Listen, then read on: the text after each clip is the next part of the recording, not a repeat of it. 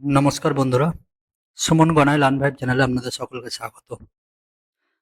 আজকে আমি একটা গুরুত্বপূর্ণ টপিক ক্লাস 11 এর ফার্স্ট সেমিস্টারের যে একটা গুরুত্বপূর্ণ টপিক বিষয় হিসেবে ভূগোল সেটা নিয়ে আলোচনা করব। আমরা এরপর থেকে প্রত্যেকটা অধ্যায়ে আস্তে আস্তে করার চেষ্টা করব। আপনারা লাইক, কমেন্ট, সাবস্ক্রাইব করে জানাবেন যে কোন টপিকটা কমেন্ট করে জানাবেন যে কোন টপিকটা আপনাদের সমস্যা হচ্ছে, সেই টপিক নিয়ে আমি ভিডিও নিয়ে আসবো। এবং আমরা চেষ্টা করব যে গুরুত্বপূর্ণ যে সমস্ত এসএলএসটিতে আসার মতো যে গুরুত্বপূর্ণ টপিক সেই টপিকগুলো নিয়ে আলোচনা করার। এই টপিকটি ক্লাস 11 এর যারা ফার্স্ট সেমিস্টারে পড়াশোনা করছো তারাও এইখান থেকে যে কোয়েশ্চেনগুলো আছে এগুলোকে প্র্যাকটিস হিসেবে করে যেতে পারো। এখান থেকে কোয়েশ্চেন আসার চান্স অনেক বেশি এবং এখানে গুরুত্বপূর্ণ কোয়েশ্চেনগুলোই নেওয়া হয়েছে। এছাড়াও ডাব্লিউবিএসএলএসটি যারা 2025-এর পরীক্ষার জন্য প্রস্তুতি নিচ্ছেন 11, 12, 9, 10 তাদের জন্য এই টপিক একটি গুরুত্বপূর্ণ হতে চলেছে। কারণ এই টপিক থেকে যদি আপনারা দেখেন প্রিভিয়াস ইয়ারের কোয়েশ্চেন, তাহলে এই টপিক থেকে 5-6খানা কোয়েশ্চেন এসে থাকে জিওগ্রাফিক্যাল থট থেকে। অবশ্যই এটা মিস করা যাবে না। আপনারা প্রত্যেকে ভালো করে দেখুন এবং উত্তর করার চেষ্টা করুন। এখানে 4টে করে অপশন আসবে। প্রথমে আগে নিজে চেষ্টা করবেন, তারপরে আমার উত্তরের সঙ্গে মেলাবেন। আর এইভাবেই প্রত্যেকটা কোয়েশ্চেনের অ্যান্সার নিজে করার চেষ্টা করবেন। চলুন শুরু করা যাক। পৃথিবীর মানচিত্র প্রথম কে অঙ্কন করেন? এখানে অপশন রয়েছে হামবোল্ট, রিটার্ড, টলেমি এবং অ্যানাক্সিমেন্ডার। এখানে যদি আমরা দেখতে যাই তো পৃথিবীর যে মানচিত্র প্রথম অঙ্কন করেন সেটা হচ্ছে অ্যানাক্সিমেন্ডার। পৃথিবীর মানচিত্র প্রথম অঙ্কন করেন অ্যানাক্সিমেন্ডার। যদি দেখতে পাওয়া যায় যে প্রথম যিনি অ্যানাক্সিমেন্ডার যখন এই মানচিত্রটা এঁকেছিলেন সেখানে পৃথিবীটা দেখতে এরকম ছিলেন। ওনার আঁকা যে মানচিত্র এটা এরকমই দেখতে ছিলেন। যেখানে এখানে আঁকা ছিল ইউরোপ, শুধুমাত্র আঁকা ছিল হচ্ছে ইউরোপ, ইউরোপ, এশিয়া এবং এখানে এটাকে লিবিয়া যেটা নামে পরিচিত এটা ছিল আফ্রিকা নামে পরিচিত, যেটা বর্তমানে এখন আফ্রিকা। এবং এটাকে উনি ভূমধ্যসাগর বলেছেন। আর চারিদিকে যে জলভাগ দেখা গেছে এটাকে তিনি মহাসমুদ্র বলেছেন এবং ইনি পৃথিবীকে একটা থালার সঙ্গে তুলনা করেছিলেন এবং সেই হিসেবেই তিনি মানচিত্র এঁকেছিলেন। কিন্তু পরবর্তীকালে অনেকের মনে হতে পারে যে টলেমি, অনেক অনেক বই লেখা থাকে টলেমি অ্যান্সার, বাট এটা পুরোপুরি সঠিক নয়। কারণ টলেমি অবশ্যই পরবর্তীকালে মানচিত্র এঁকেছিলেন এবং উনি অ্যানাক্সিমেন্ডার থেকে অনেক ভালো মানচিত্র এঁকেছিলেন। এই যে মানচিত্রটা দেখতে পাচ্ছেন এটা টলেমি আঁকা মানচিত্র, যেখানে দেখতে পাচ্ছেন আপনারা এখানে দ্রাঘিমা রেখা অক্ষরেখার সঙ্গে খুব ভালো একটা মানচিত্র উনি অঙ্কন করেছিলেন। তাই অনেকে হয়তো মানেন যে টলেমি হচ্ছে প্রথম পৃথিবীর মানচিত্র অঙ্কন করেন, কিন্তু পুরোপুরি এটা সঠিক নয়। পৃথিবীর মানচিত্র প্রথম অঙ্কন করেছিলেন অ্যানাক্সিমেন্ডার। যদি অ্যানাক্সিমেন্ডার কখনো অপশনে না থাকে দেন আপনারা টলেমিকে করতে পারেন সঠিক অ্যান্সার হিসেবে। বাট এই ক্ষেত্রে যেহেতু অ্যানাক্সিমেন্ডার অপশনে আছে তাই এই ক্ষেত্রে অবশ্যই অ্যানাক্সিমেন্ডার অ্যান্সার হবে। চলেন নেক্সট কোয়েশ্চেন। নেক্সট কোয়েশ্চেন, নদীর ক্ষয়কাজ যে ভূগোলের আলোচ্য বিষয়। নদীর ক্ষয়কাজ যে ভূগোলের আলোচ্য বিষয় সেখানে হচ্ছে জলবায়ুবিদ্যা, ভূমিরূপবিদ্যা, মৃত্তিকা ভূগোল নাকি মানবীয় ভূগোল।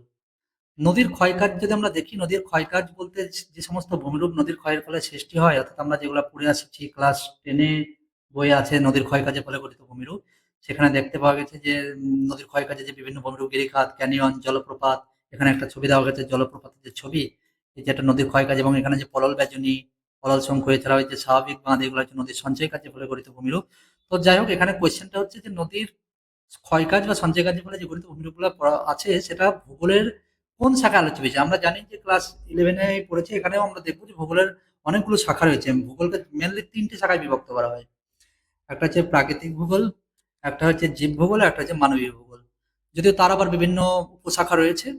তো প্রাকৃতিক ভূগোল, জীব ভূগোল, মানবীয় ভূগোলের মধ্যে যে শাখাগুলো রয়েছে সেখানে এখানে বলতে চাইছে যে যে নদীর ক্ষয়কাজ এটা কোন ভূগোলের মধ্যে পড়ানো হয়, কোন ভূগোলের বিষয় এটা। অবশ্যই এখানে অ্যান্সার হবে ভূমিরূপবিদ্যা। নেক্সট কোয়েশ্চেন, জিওগ্রাফি শব্দটি প্রথম কে ব্যবহার করেন? খুবই ইম্পর্টেন্ট একটা কোয়েশ্চেন। জিওগ্রাফি শব্দটি প্রথম কে ব্যবহার করেন? এখানে যদি আমরা অপশন দেখতে পাই তাহলে অপশন দেখতে পাচ্ছি এখানে কার্ল রিটার,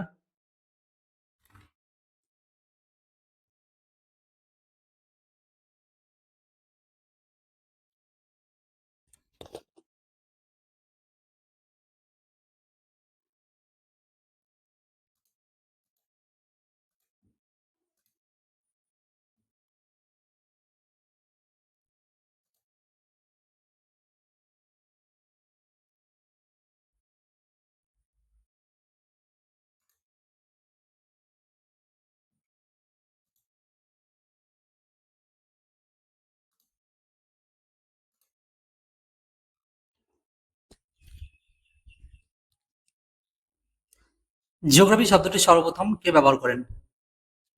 ওখানে অপশনে দেখতে পাচ্ছি কার্ল রিটার, কোপার্নিকাস, এরাটোস্থেনিস এবং হেরোডোটাস। এই কোয়েশ্চেনটা জিওগ্রাফি শব্দটি প্রথম কে ব্যবহার করেন, এটা একটি গুরুত্বপূর্ণ কোয়েশ্চেন হিসেবে ধরা হয় এবং জিওগ্রাফি সাবজেক্টের ক্ষেত্রে এটা তো অবশ্যই একটা গুরুত্বপূর্ণ ইম্পর্টেন্ট কোয়েশ্চেন। জিওগ্রাফি শব্দটি প্রথম কে ব্যবহার করেন? জিওগ্রাফি শব্দটি যিনি প্রথম ব্যবহার করেন তিনি হচ্ছেন এই ব্যক্তি অর্থাৎ এরাটোস্থেনিস। ইনি প্রথম এই জিওগ্রাফি শব্দটি ব্যবহার করেছিলেন, এরাটোস্থেনিস। এরাটোস্থেনিস হচ্ছে প্রথম ব্যক্তি যিনি জিওগ্রাফি শব্দটি ব্যবহার করেছিলেন। নেক্সট কোয়েশ্চেন যদি আমরা দেখতে যাই, খাদ্য শৃঙ্খল ভূগোলের কোন শাখার আলোচ্য বিষয়? খাদ্য শৃঙ্খল ভূগোলের কোন শাখার আলোচ্য বিষয়? এখানে জীব জলবায়ুবিদ্যা, জীব ভূগোল, মানবীয় ভূগোল নাকি প্রাকৃতিক ভূগোল? খাদ্য শৃঙ্খলে যদি আমরা দেখতে যাই, খাদ্য শৃঙ্খল হচ্ছে অ্যাকচুয়ালি জীব ভূগোলের একটা বিষয়। খাদ্য শৃঙ্খলে যেখানে একটা জীব ভূগোলের বিষয়, খাদ্য শৃঙ্খল হচ্ছে জীব ভূগোলের বিষয়। খাদ্য শৃঙ্খল কি জিনিস? না খাদ্য শৃঙ্খলে যে পরপর যে আমাদের ট্রফিক লেভেলগুলো থাকে, অর্থাৎ একজন আরেকজনের উপর যে নির্ভরশীল থাকে, অর্থাৎ বাস্তুতন্ত্রের এটা একটা অঙ্গ বলা যেতে পারে খাদ্য শৃঙ্খল এবং খাদ্যজাল। বাস্তুতন্ত্রের একটা অঙ্গ যেখানে আমরা স্বাভাবিক উদ্ভিদ থেকে তৃণভোজী, তৃণভোজী থেকে খাদক, খাদকের দেহে যায়। তো এটা হচ্ছে অ্যাকচুয়ালি জীব ভূগোলে পড়ানো হয়। তো এটাই জানতে চাইছে যে খাদ্য শৃঙ্খলটা ভূগোলের কোন শাখার বিষয়, সেটা হচ্ছে জীব ভূগোলের বিষয়। নেক্সট হচ্ছে ভূগোল শাস্ত্রের কোন শাখায় জনসংখ্যা এবং তৎসংক্রান্ত বিষয় নিয়ে আলোচনা করা হয়? যদি এখানে অপশন দেখি তাহলে জনসংখ্যা ভূগোল, জনবসতি ভূগোল, অর্থনৈতিক ভূগোল এবং সামাজিক ভূগোল। ভূগোল শাস্ত্রের কোন শাখায় জনসংখ্যা বিষয় নিয়ে আলোচনা করা হয়? যদি দেখা যায় যে জনসংখ্যা নিয়ে আলোচনা করা হয়, সেটা হচ্ছে আমাদের জনসংখ্যা ভূগোল। জনসংখ্যা যে ভূগোলটা রয়েছে সেখানে আমাদের এই আম জনসংখ্যা নিয়ে আলোচনা করা হয়। এটাও একটা ভূগোলেরই একটা অংশ বলা যেতে পারে। নেক্সট কোয়েশ্চেন, জীব ভূগোল ও ভূগোলের মিলনে ভূগোলের যে শাখার উৎপত্তি হয়েছে তার নাম কি? এখানে যদি দেখা যায় জীব ভূগোল এবং ভূগোলের মিলনে যে শাখার উৎপত্তি হয়েছে, তাহলে সেটা অ্যান্সার হচ্ছে বি, অর্থাৎ জীব ভূগোল। জীব ভূগোল ও ভূগোলের মিলনে কোন শাখার উৎপত্তি হয়েছে? জীব ভূগোলের উৎপত্তি হয়েছে, জীব ভূগোল। নেক্সট নেক্সট কোয়েশ্চেন হচ্ছে মানবিক ভূগোলের একটি শাখা কি কি? মানবিক ভূগোলের যে শাখাগুলো রয়েছে, মানবিক ভূগোলের মধ্যে এটা চারটির মধ্যে কোনটা মানবিক ভূগোলের শাখা? জনসংখ্যা ভূগোল, অর্থনৈতিক ভূগোল, দার্শনিক ভূগোল এবং উপরের সবগুলি। তাহলে একটু আগেই বললাম যে ভূগোলের মেনলি ভূগোলকে তিনটে শাখায় ভাগ করা হয়েছে। প্রথমে যে প্রাকৃতিক ভূগোল, জীব ভূগোল এবং মানবিক ভূগোল। তো মানবিক ভূগোলের মধ্যে আবার প্রত্যেকটা ভাগের মধ্যে আবার অনেক উপবিভাগ রয়েছে। তো মানবিক ভূগোলের মধ্যে এখানে যেটা শাখা, এখানে হচ্ছে উপরের সবগুলোই অ্যান্সার। অতএব এখানে উপরে যে তিনটে অপশন দিয়েছে জনসংখ্যা ভূগোল, অর্থনৈতিক ভূগোল, দার্শনিক ভূগোল, এগুলো সবই মানবিক ভূগোলেরই শাখা। এছাড়াও আরো অনেক ভূগোলের শাখা রয়েছে যেগুলো হচ্ছে জনসংখ্যা ভূগোল, শহরের ভূগোল, সামাজিক ভূগোল, অর্থনৈতিক ভূগোল। এখানে যদি দেখতে পাই মনস্তাত্ত্বিক ভূগোল, সাংস্কৃতিক ভূগোল, রাজনৈতিক ভূগোল, চিকিৎসা ভূগোল, জনসংখ্যা ভূগোল, এগুলো হচ্ছে সবই আমাদের মানবিক ভূগোলের শাখা। নেক্সট কোয়েশ্চেন, বিজ্ঞানের যে কোন শাখা ভূমিরূপবিদ্যার সঙ্গে নিবিড়ভাবে সম্পর্কিত? সমুদ্রবিদ্যা, জলবায়ুবিদ্যা, ভূতত্ত্ববিদ্যা এবং জীবভূগোল। ভূগোলের কোন শাখা ভূমিরূপবিদ্যার সঙ্গে নিবিড়ভাবে সম্পর্কিত? এখানে অ্যান্সার হয়ে যাচ্ছে সি, ভূতত্ত্ববিদ্যা। অর্থাৎ বিজ্ঞানের কোন শাখা ভূমিরূপবিদ্যার সঙ্গে সম্পর্কিত, সেটা হচ্ছে ভূতত্ত্ববিদ্যার সঙ্গে সম্পর্কিত। নেক্সট হচ্ছে নিচের কোনটি ভূগোল শাস্ত্রের শাখা নয়? জলবায়ুবিদ্যা, ভূমিরূপবিদ্যা, জলবিজ্ঞান এবং নৃতত্ত্ববিদ্যা। এখানে বলতে হবে যে কোনটা নয়, ভূগোল শাস্ত্রের শাখা নয় কোনটা, ভূগোল শাস্ত্রের শাখা নয় কোনটা। এখানেও এটা খেয়াল রাখতে হবে যে নয় কোনটা। এখানে যদি আমরা দেখি যে জলবায়ুবিদ্যা, জলবায়ুবিদ্যা হচ্ছে ভূগোল শাস্ত্রের একটা শাখা, অতএব এটাতে অ্যান্সার হচ্ছে না। ভূমিরূপবিদ্যা এটাও একটা ভূগোল শাস্ত্রের একটা শাখা, জলবিজ্ঞান এটাও আমাদের ভূগোলে পড়ানো হয়, অতএব এটাও অ্যান্সার হচ্ছে না। অতএব এখানে নৃতত্ত্ববিদ্যা এটা ভূগোল শাস্ত্রের শাখা নয়, অতএব এটাই হয়ে যাচ্ছে এখানে অ্যান্সার। নেক্সট কোয়েশ্চেন, নেক্সট হচ্ছে যে ভূগোল শব্দটি প্রচলন করেন কে? ভূগোল শব্দটি প্রথম কে প্রচলন করেন? ভূগোল শব্দটি প্রচলন করেছিলেন হচ্ছে এরাটোস্থেনিস। একটু আগে আমরা দেখেছি এটা ভূগোল শব্দটি প্রথম প্রচলন করেন এরাটোস্থেনিস। প্রথম পৃথিবীর পরিধি কে পরিমাপ করেছিলেন? প্রথম পৃথিবীর যে পরিধি সেটা পরিমাপ করেছিলেন হচ্ছে এরাটোস্থেনিসই সেই ব্যক্তি, অর্থাৎ এরাটোস্থেনিসই প্রথম পৃথিবীর পরিধি পরিমাপ করেছিলেন। নেক্সট হচ্ছে মৃত্তিকা বিজ্ঞানের শাখা কোনটি? মৃত্তিকা বিজ্ঞানের শাখা এখানে পেডোলজি, হাইড্রোলজি, এডাফোলজি, মরফোলজি নাকি পেডোলজি, এডাফোলজি। আমরা জানি মৃত্তিকা বিজ্ঞানের শাখা রয়েছে, মৃত্তিকা বিজ্ঞানের দুটি শাখা রয়েছে। এখানে কোন দুটি শাখা আছে মৃত্তিকা বিজ্ঞানের শাখা সেটা বলতে হবে।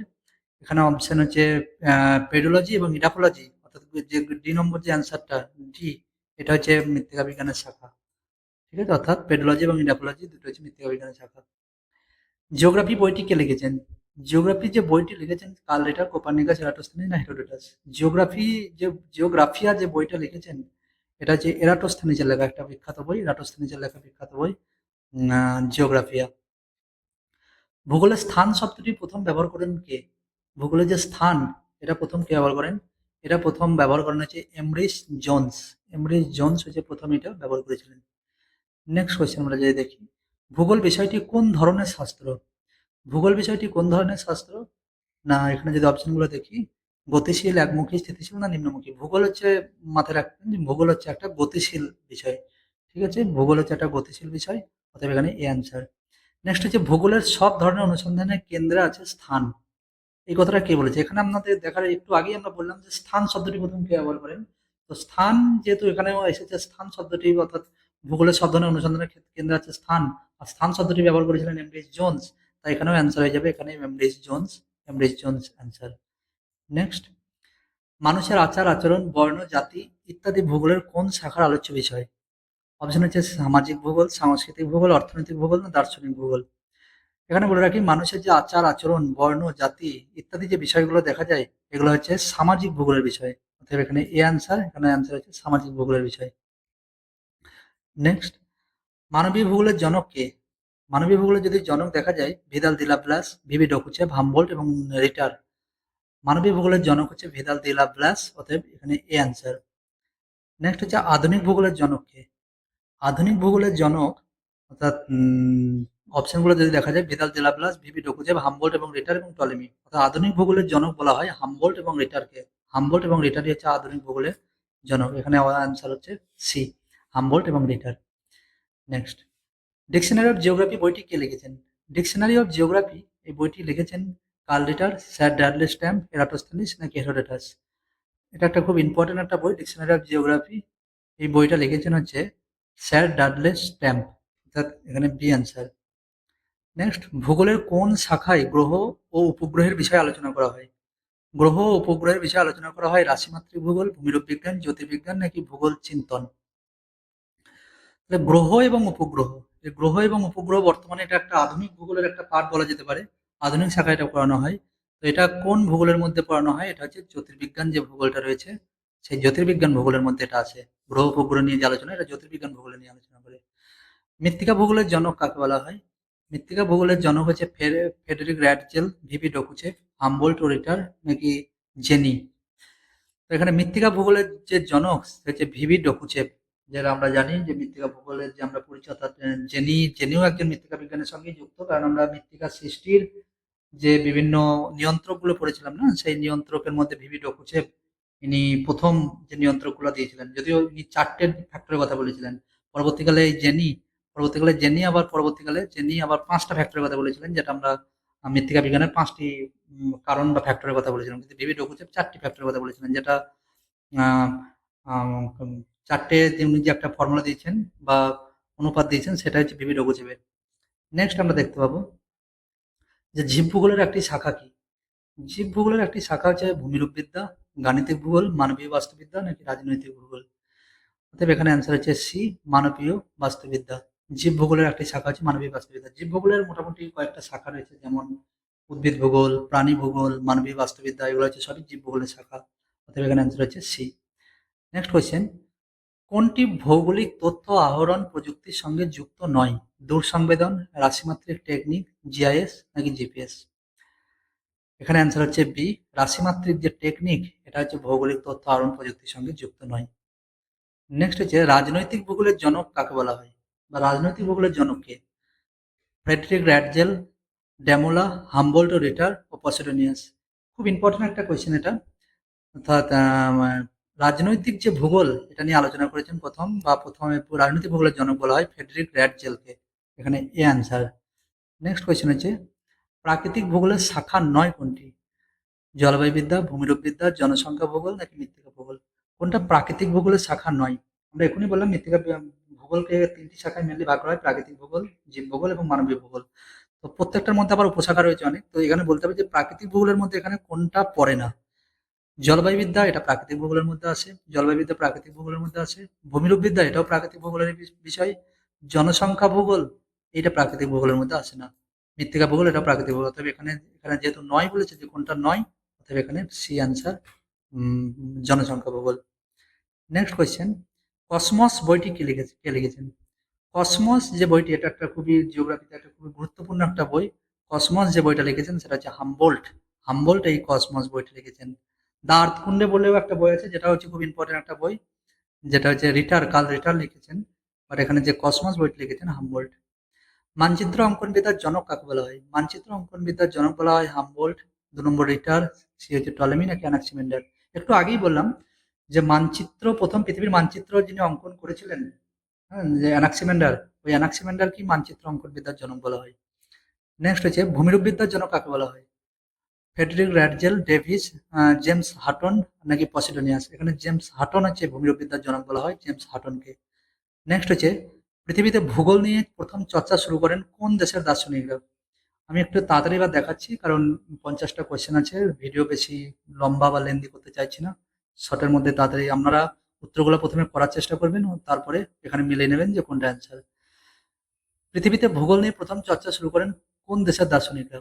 গ্রিকরা, রোমানরা, আমেরিকানরা না ব্রিটিশরা? অবশ্যই আমরা জানি যে দার্শনিক যে জিওগ্রাফি নিয়ে প্রথম যারা চর্চা শুরু করেছিল সেটা হচ্ছে গ্রিকরা।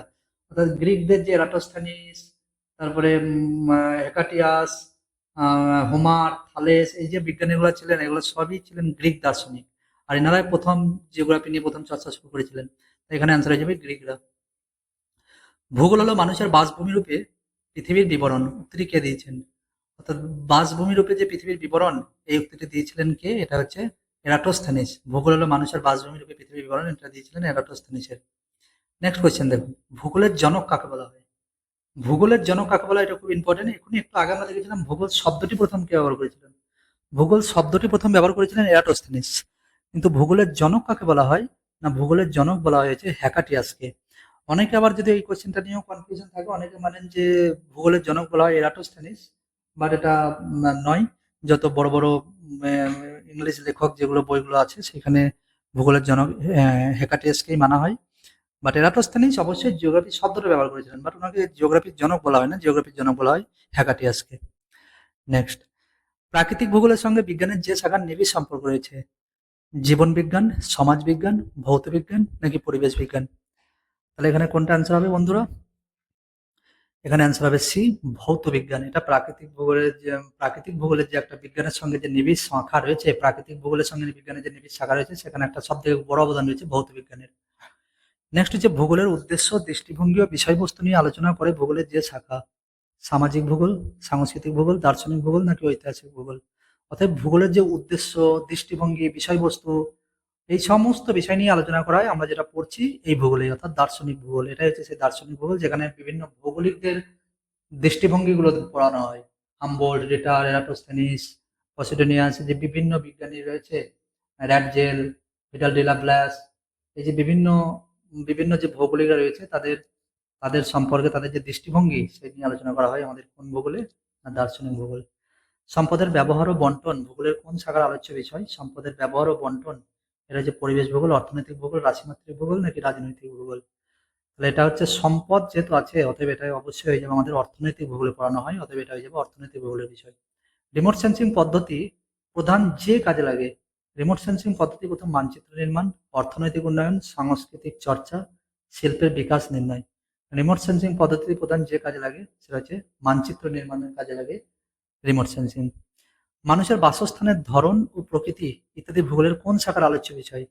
মানুষের বাসস্থানের যে ধরন এবং প্রকৃতি ইত্যাদি ভূগোলের কোন শাখার আলোচ্য বিষয়? এটা হচ্ছে জনসংখ্যা ভূগোল, জনবসতি ভূগোল, বাড়িঘরের ভূগোল নাকি অর্থনৈতিক ভূগোল? তাহলে মানুষের বাসস্থান নিয়ে আলোচনা করা হয় জনবসতি ভূগোলে। ভূগোলের গুরুত্বপূর্ণ বৈশিষ্ট্যগুলি হলো ক্ষেত্র বিষয়ক, সংশ্লেষিত বিষয়, গতিশীল বিষয়, অপরিবর্তনশীল বিষয়। নিচের কোনটি সত্য?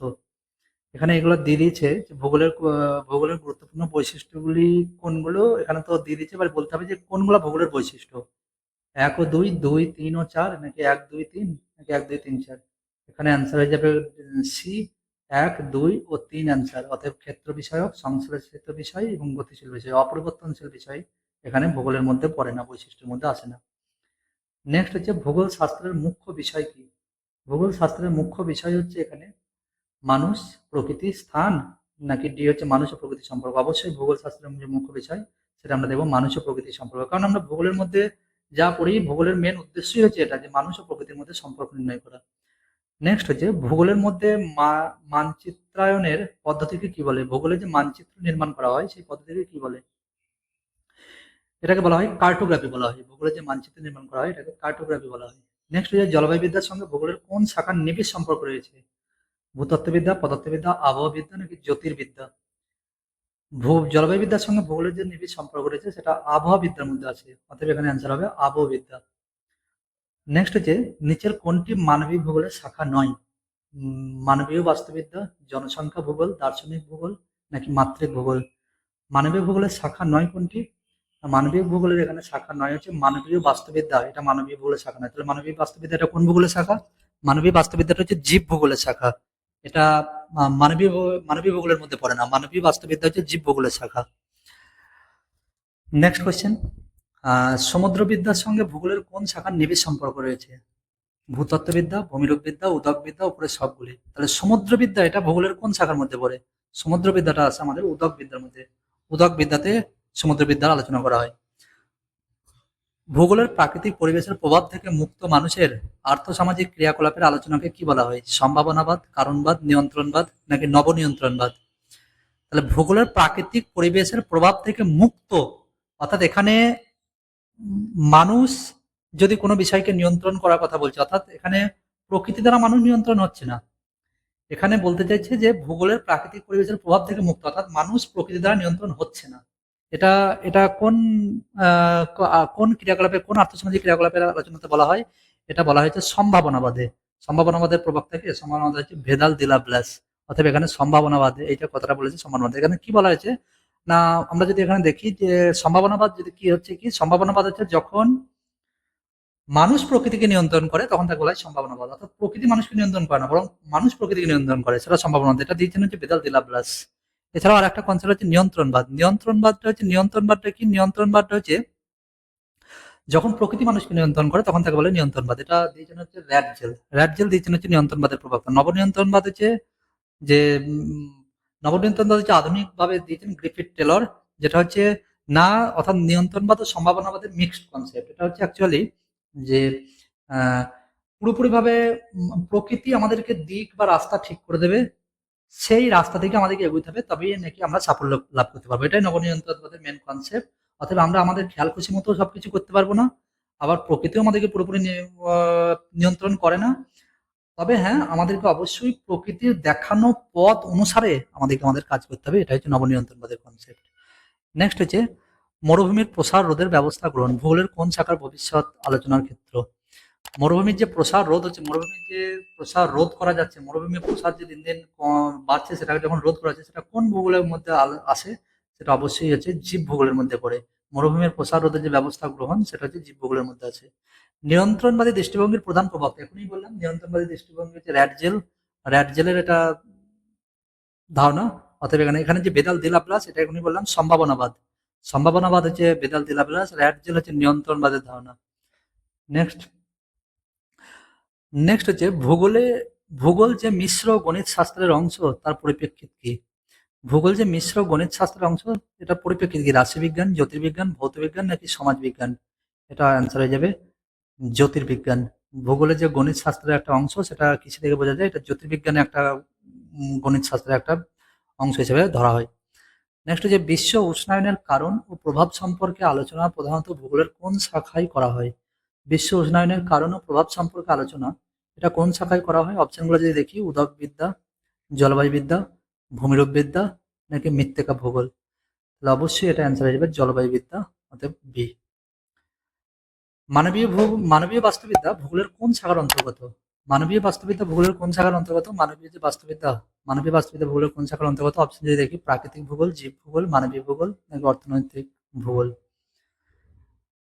এখানে প্রাকৃতিক ভূগোলকে যদি আমরা দেখি, প্রাকৃতিক ভূগোল তো মানবীয় যে বাস্তুবিদ্যা এটা প্রাকৃতিক ভূগোলের অংশ নয়, একটু আগেই ছিল এটা। মানবীয় ভূগোলের মধ্যেও এটা আসে না, প্রাকৃতিক ভূগোলের মধ্যেও মানবীয় বাস্তুবিদ্যা আসে না। আর অর্থনৈতিক ভূগোল নিজেই তো একটা মানবীয় ভূগোলের অংশ। তাহলে এটা অ্যান্সার হয়ে যাবে জীব ভূগোল। কারণ এখানে ভূগোলকে প্রধানলি এই তিনটে ভাগে ভাগ করা হয়, এই তিন ভাগে। একটা হচ্ছে প্রাকৃতিক ভূগোল, জীব ভূগোল, মানবীয় ভূগোল। এখানে মানবীয় যে বাস্তুবিদ্যা এটা আছে হচ্ছে জীব ভূগোলের মধ্যে। লাস্ট কোয়েশ্চেন, কোন দুটি শাস্ত্র থেকে একই সঙ্গে দেশ ও কালের সম্পর্কে জানা যায়? ভূগোল ও সমাজবিজ্ঞান, ভূগোল ও দর্শন, ভূগোল ও পরিবেশ, ভূগোল ও ইতিহাস। একই সঙ্গে কোনো একটা স্থান সম্পর্কেও জানা যাবে, অর্থাৎ দেশ সম্পর্কেও জানা যাবে, এবং কাল অর্থাৎ প্রাচীন হিস্ট্রি সম্পর্কেও জানা যাবে। অতএব দেশ সম্পর্কেও জানা যাবে, কাল সম্পর্কেও জানা যাবে। অতএব এখানে অ্যান্সার হয়ে যাবে এখানে ভূগোল ও ইতিহাস। অতএব ডি অ্যান্সার।